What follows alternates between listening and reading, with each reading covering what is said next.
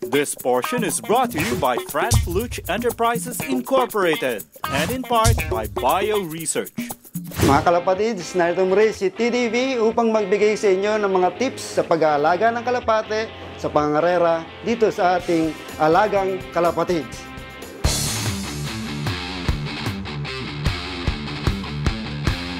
Gusto natin sa breeding sapagkat ito ang pinakapundasyon ng pag-aalaga ng kalapate. Para rin kayo nagtatayo ng isang building, kailangan ng konsepto, mayroon kayo idea kung ano ang gusto nyo gawin sa inyong kalapate. Ang building ay mayroong plano at nagsisimula din sa pundasyon. So kailangan matibay ang pundasyon at tulad nga nito, ang ating breeder ay kailangan magandang pundasyon. So kailangan ay performance ang pagbabasihan natin, hindi yung mga theory na nagiging laganap ngayon. Unang-unang theory na dapat nating iwasan muna sa pag-alagang kalapate ay yung eye sign theory. Lagi tayong tumititig sa mata ng kalapate. Pag tayo bumibili, ang sabi ko nga, titigan nyo muna yung mata na nagbebenta pagkat minsan siya ay nagsisinungaling. So ang tingnan nyo ay yung mata ng inyong kalapate. Tingnan nyo at hindi yun ang kanyang mismong eye sign. Ang titingnan nyo kundi yung sigla ng mata. Ang eye sign ay hindi dapat pagbasihan ng ating breeding. Ito lamang ay ginaganap kung tayo meron ng performing breeders. Sabi nga ni Obichelos sa Pigeons 101, alalahanin muna ang performance ng inyong breeder bago yung mga eye sign theory, yung mga wing theory. Tulad yan, nagtititingin tayo kung may gaps, kung matulis ang pakpak, para makita natin kung long distance o short distance. Mali po yun. Wala po talaga doon ang katotohanan. Nasa performance mismo ng inyong breeding kung talagang siya ay pang long distance o short. Wala po sa pakpak. Dahil ang homing instinct ng isang ibon ay nandito. Hindi natin makikita. Matetest lang natin sa karera. So kailangan nyo ikarera ang mga ibon ninyo, yung mga stock ninyo, subukan ninyo, huwag kayong bili ng bili sapagkat maaaring ang isang mina o isang magaling na ibon ay nandun na sa inyo, ngunit hindi ninyo alam pag-breed. Hindi nyo iniikot ang breeding kung ito'y palpak, inaalis nyo kagad. Kailangan subukang mabuti. Performance. At wag din yung tungkol dito sa mga kill na tinatawag. Kung ito ay deep kill, apple-bodied, o di kaya pear-shape, wala din doon. No? Pagka maganda na ang performance ng ibon niya, saka kayo tumingin doon sa mga yon. Ika nga panghuli na yon, hindi para malaman kung sila ay magaling. At upang makita natin mabuti ang performance ng ating ibon, kailangan meron tayong recording.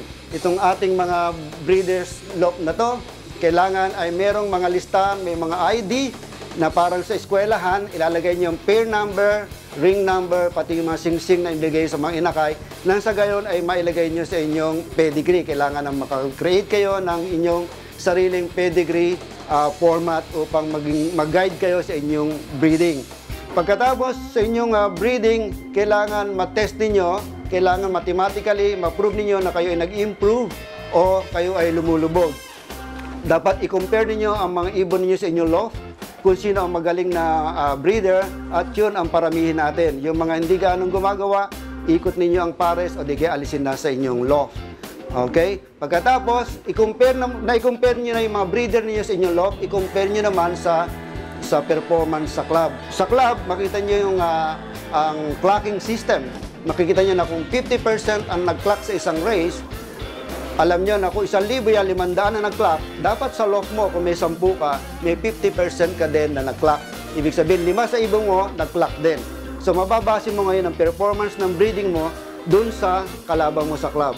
Huwag nyo isipin na tatalunin nyo yung mga big clubs. Alisin sa isip nyo yun. Ang kalaban nyo rito sa breeding at sa pag-alaga ng kalapate ay walang iba kundi ang sarili ninyo. Kung hindi maganda ang breeding ninyo, bakit nyo pa isipin talunin ng mga malalaking loft o yung mga mahuhusay tulad nila Jaime Lim, Benito Goque, at marami pa, Luis Chu o Reisto. Huwag nyo isipin na talunin sila. Talunin ninyo yung sarili ninyo. Kailangan, last year magaling ang performance mo, dapat mas magaling ka this year. Last race, maganda performance mo, dapat mas magaling this race. Kahapon magaling ka, dapat mas magaling ka ngayon. So kailangan improve your own law, your own breeding. Saka mo na lang makikita, tinalo mo sila. Dahil ini-improve mo araw-araw ang iyong system, ang iyong pag-aalaga. So, ngayon, napansin natin yung tungkol sa breeding, huwag kayong matakot na mag-line breed o mag-inbreed. Isa yan sa sikreto ng breeding, line breeding, inbreeding. Makikita niyo yung mga magaling na law, nagkakahawig-hawig na yung mukha ng kalapati nila. Pero sasabihin sa inyo, hindi sila nagla-line breed, hindi sila nag-inbreed.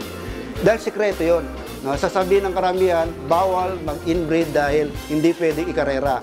Ngunit bago kayo mag-inbreed, yun talaga ang requirement. Ikarera nyo yung inbreed. Nandun ang sikreto.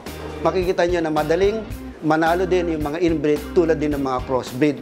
At makikita nyo kung ano talaga ang pwede nyong gamitin na magpalawak ng inyong line breeding o ng inyong bloodline. Makakreate kayo ng sarili nyong bloodline.